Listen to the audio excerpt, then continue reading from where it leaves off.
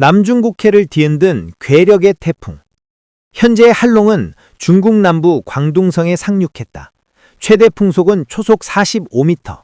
자동차를 뒤엎고 대형 간판을 공중에 날려버릴 정도의 위력이다.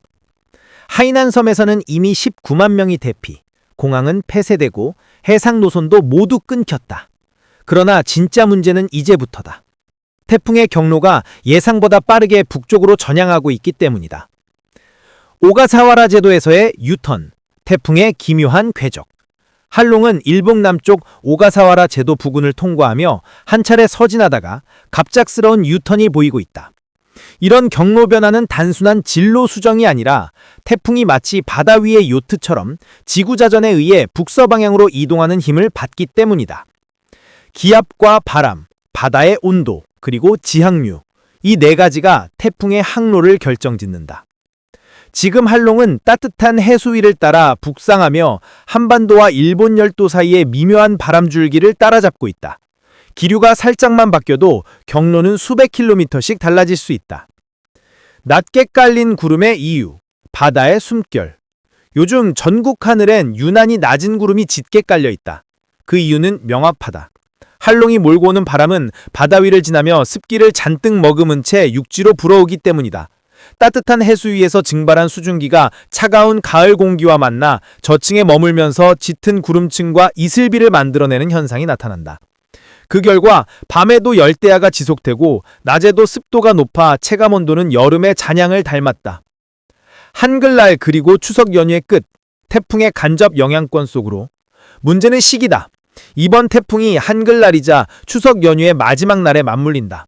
연휴 귀경길에 태풍의 간접 영향이 겹치며 전국 항공편 해상 운항 차질이 불가피할 것으로 보인다. 중부지방은 주말부터 전선성 비구름의 영향을 받기 시작하며 강풍과 함께 짧고 굵은 집중호우가 동반될 가능성도 높다. AI가 바꿀 기상예보의 미래. 그런데 이번 태풍은 또 하나의 흥미로운 실험 무대가 되고 있다. 바로 AI 예측 모델의 시험장이다. 최근 구글 딥마인드가 공개한 실험적 플랫폼 웨더랩이 이번 태풍의 이동 경로를 예측하는 데 활용되고 있다. 이 플랫폼은 앙상블 모델 방식을 사용해 수십 가지 경로를 시뮬레이션하고 그 평균 분포를 계산한다. 현재 AI 모델의 예측은 실제 경로와 상당히 근접한 것으로 평가된다. 다만 멤버 간의 편차, 즉 시뮬레이션 간 차이는 여전히 크다. 어떤 모델은 태풍이 일본 규슈로 향한다고 보고 다른 모델은 동해로 빠질 가능성을 제시한다. 하지만 중요한 건 방향이다. 이 기술은 아직 실험적 단계에 있지만 머지않아 실용 단계로 진입할 것이라는 전망이 나온다. AI가 인간의 예보관보다 더 빠르게, 더 정밀하게 변덕스러운 하늘의 의도를 읽은 날이 다가오고 있는 것이다. 수치 모델의 시대에서 AI 모델의 시대로. 지금까지 기상청과 각국 기관은 수치 예보 모델, 즉 NWP에 의존해왔다. 하지만 이는 엄청난 계산량과 시간이 필요하며 변수의 한계도 있다. AI가 이 영역에 본격적으로 도입되면 기존의 수치 모델을 압도하는 속도와 정확도로 전 세계 기상 시스템에 챌린지를 던지게 될 것이다. 단 1도의 오차, 단 1시간의 차이로 생사가 갈리는 태풍 예보의 세계에서 AI는 이제 새로운 예보자로 자리 잡고 있다. 결론, 인간의 감각, 인공지능의 예측. 태풍 한롱은 단순한 자연현상이 아니다. 그것은 인류의 과학, 그리고 자연의 힘이 맞부딪히는 무대다. 한쪽에서는 기압과 바람의 싸움이 벌어지고 다른 한쪽에서는 알고리즘과 데이터의 경쟁이 시작되었다. 바다는 여전히 인간을 시험한다. 그러나 이번만큼은 인간이 새로운 도구, AI라는 바람의 나침판을 손에 쥐고 있다. 우리가 그 나침판을 어떻게 사용하느냐에 따라 미래의 태풍 예보는 공포가 아니라 예측 가능한 안전이 될 수 있을 것이다. 태풍은 여전히 위협적이다. 그러나 인간은 이제 그 바람의 방향을 조금은 읽을 수 있게 되었다. 태풍의 연료는 인간이 만들었다. 올해 남중국해와 동중국해의 해수면 온도는 평년보다 2에서 3도 높다. 이것은 단순한 숫자의 문제가 아니다. 바다의 온도가 1도 오르면 태풍의 에너지는 10배 이상 강해진다. 즉 지금의 바다는 거대한 가열된 연료통이며 한롱은 그 위에서 태어난 열에너지의 괴물이다. 이 뜨거운 바다는 더 많은 수증기를 증발시켜 공기를 무겁게 만들고 그 무게가 곧 폭우의 형태로 육지 위로 쏟아진다. 이제 태풍은 단순히 바람과 비가 아니라 인류가 만든 기후 시스템의 반격이 되어 돌아오고 있다. 잠시의 방심이 도시를 삼킨다. 인프라의 약점. 중국 남부와 필리핀 그리고 일본 남단의 해안 도시들은 지금 어느 때보다 위험한 실험대에 서 있다. 도시화가 빠르게 진행되면서 해안선은 안공구조물로 채워졌고 습진은 사라졌으며 물이 흘러갈 길은 점점 줄어들었다. 그 결과 한 번의 폭우에 도로는 강이 되고 지하철은 거대한 덫이 돼버린다. 하이난섬의 대피 장면은 단지 시작일 뿐, 만약 한롱이 북상해 한반도 남부를 스친다면 도시의 저지대는 순식간에 침수될 수 있다. 끊긴 전력, 마비된 통신, 태풍 이후의 세계. 태풍이 지나간 뒤에 남는 것은 마치 다른 행성에 떨어진 듯한 정적이다. 전력망은 끊기고 통신은 두절된다. 마트의 진열대는 비어있고 정수시설이 멈추며 식수가 사라진다. 현대 문명은 겉으로 보기엔 강해 보이지만 하나의 전선, 하나의 데이터 케이블이 끊기는 순간 그 모든 시스템은 모래성처럼 무너진다. 한롱이 남긴 상처는 단지 눈에 보이는 피해가 아니라 기술로 모든 것을 통제할 수 있다는 인류의 오만에 대한 경고장이다. AI가 예보해도 인간은 대비하지 않았다. 이번 태풍에서 주목해야 할 것은 AI 예측의 정밀함이 아니라 그 예보를 받아들이는 인간의 준비 부족이다. AI는 이미 2, 3일 전에 경로 변화를 감지했지만 정부와 지역사회는 여전히 가능성의 영역에서만 머물렀다. 기술이 아무리 앞서가도 행동이 늦으면 재난은 피할 수 없다. 이것이 바로 우리가 직면한 21세기형 재난의 역설이다. 정보는 넘치지만 대응은 부족하다. 연휴의 끝, 경고의 시작. 한글날과 추석 연휴의 끝자락, 사람들은 귀향길에 오르고 아이들은 마지막 불꽃놀이를 기다린다. 하지만 하늘 위에서는 다른 불꽃이 피어나고 있다. 한롱의 눈은 점점 선명해지고 그 중심부의 기압은 떨어지고 있다. 960 HPA, 940 HPA. 수치가 낮아질수록 바람은 칼날처럼 예리해진다. 연휴의 끝이 재난의 시작이 될 수도 있다. 이제 남은 시간은 48시간. 그 안에 무엇을 준비하느냐가 피해와 생존의 갈림길이 될 것이다. AI의 눈으로 본 재난의 시대. 우리는 이제 자연을 두려워해야 할 뿐 아니라 그 변화를 정확히 읽어내야 하는 시대에 들어섰다. AI가 보여주는 것은 단순한 데이터가 아니다. 그것은 다가올 미래의 경고문이다. 만약 인류가 이 기술을 대응의 도구가 아닌 안심의 핑계로 삼는다면 태풍 한롱은 단지 한 번의 사건이 아니라 다가올 재난 시대의 서막이 될 것이다. 태풍은 지나갔다. 하지만 그 귀에 남는 것은 우리가 얼마나 준비되어 있었는가에 대한 진실이다. 태풍은 지나갔다. 하지만 진짜 재난은 그 다음 날 아침에 시작된다. 바람은 멈췄지만 세상은 멈춰 있었다. 도시는 물에 잠겼고 산은 무너졌으며 사람들은 서로의 이름을 부르기 시작했다. 이제 한롱은 단지 태풍이 아니라 기후 문명의 균열선이 되었다. 사라진 도시, 남겨진 바다, 침수의 대가. 위성사진에서 본 남중국해 연안의 풍경은 처참하다. 항구는 흔적도 없이 잠겼고 도로는 강이 되었다. 수만 대의 차량이 진흙 속에 파묻혔고 고층 빌딩의 1층은 수조처럼 물로 가득 찼다. 하이난섬의 해안마을은 지도에서 지워졌다. 태풍이 몰고 온 폭풍 해일은 5m 높이의 물벽이 되어 순식간에 마을 전체를 삼켰다. 주민 중 일부는 옥상으로 피신해 24시간 넘게 고립된 채 구조를 기다렸다.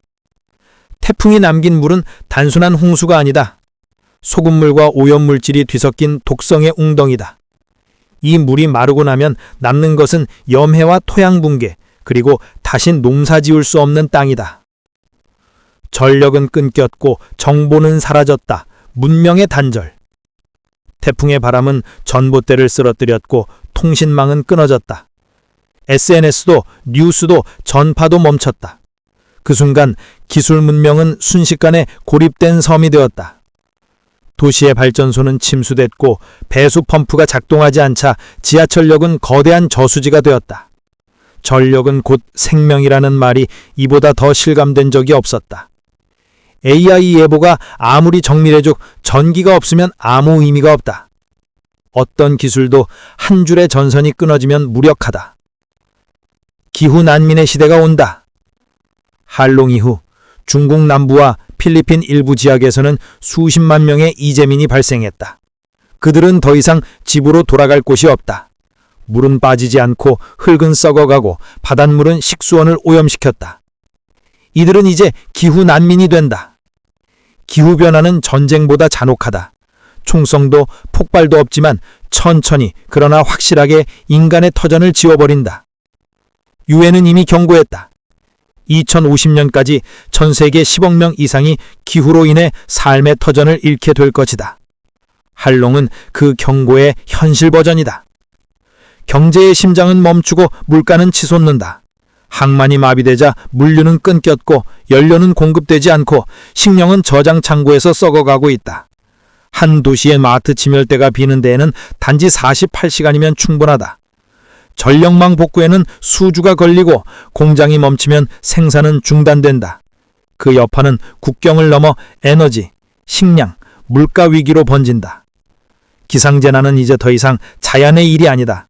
그것은 경제 시스템을 흔드는 지구적 사건이다. AI, 재난을 예측하는 새로운 눈. 하지만 모든 절망 속에서도 인류는 새로운 희망을 손에 쥐고 있다. AI는 이번 재난에서 놀라운 역할을 했다. 딥마인드의 웨더랩은 태풍의 급격한 방향 전환을 기존 수치 모델보다 12시간 전에 감지했다. 이 12시간이 수천 명의 생명을 구했다. AI는 단지 예측을 넘어서 재난 후의 복구와 자원 분배까지 계산한다. 어떤 지역에 구호품을 우선 투입해야 하는지, 어디에 의료 인력이 필요한지를 실시간으로 안하했다. 그렇다. AI는 하늘의 언어를 읽는 새로운 예언자가 되었다. 하지만 문제는 기술이 아니라 그 기술을 인간이 얼마나 진심으로 신뢰하고 준비하느냐는 것이다. 지구가 낸 마지막 경고음. 한롱은 지나갔다. 하지만 그 여운은 대기 속에 남아있다. 바다의 열은 식지 않았고 다음 태풍의 씨앗은 이미 남쪽 바다에서 자라고 있다. 기후위기는 더 이상 미래형 단어가 아니다. 그것은 지금 우리의 하늘에서 일어나고 있다. 그리고 이 재난의 끝은 또 다른 시작을 예고한다. 바다는 분노했고 인간은 깨달았다.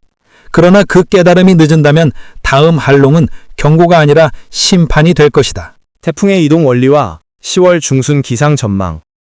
태풍의 움직임은 마치 바다 위에 떠 있는 요트와 같습니다. 스스로 이동하는 힘보다 주변 바람의 흐름, 즉 외부의 힘에 의해 움직입니다. 이처럼 태풍의 경로를 결정짓는 주변의 큰 바람의 흐름을 지향류라고 부릅니다. 대표적인 지향류로는 여름철 한반도 날씨를 좌우하는 북태평양 고기압 가장자리의 남서풍, 그리고 우리나라 중위도 상공을 통과하는 편서풍이 있습니다. 태풍은 지구 자전의 영향으로 기본적으로 북서쪽으로 움직이려는 성향을 가지지만 실제로 경로를 결정하는 것은 바로 이 지향류의 흐름입니다. 상층 대기의 흐름과 태풍 진로. 상층 대기 약 5.5km 부근에 500헥토파스칼 일기도를 보면 고도 5,880m 등고선이 북태평양 고기압의 세력 범위를 나타냅니다. 현재 북태평양 고기압은 강력한 태풍의 영향으로 동서로 둘로 갈라져 있습니다. 태풍이 강한 에너지로 고기압 뒤에 허리를 끊어놓은 것입니다. 서쪽의 고기압 세력이 매우 강하기 때문에 태풍은 더 이상 서쪽으로 나아가지 못하고 동쪽의 고기압 가장자리를 따라 잠시 북상하게 됩니다. 이후 우리나라 부근까지 남하한 강력한 편서풍을 만나게 되면 태풍은 북태평양 고기압의 지향류에서 벗어나 편서풍의 흐름, 즉 새로운 기류의 고속도로로 갈아타게 됩니다. 상공 약 10km 부근에 250헥토파스칼 고도 바람장을 보면 강한 편서풍이 이미 한반도 부근까지 깊숙이 내려와 있는 것이 뚜렷하게 관측됩니다. 이 편서풍의 흐름을 타게 된 태풍은 이후 매우 빠른 속도로 동쪽으로 이동하게 됩니다.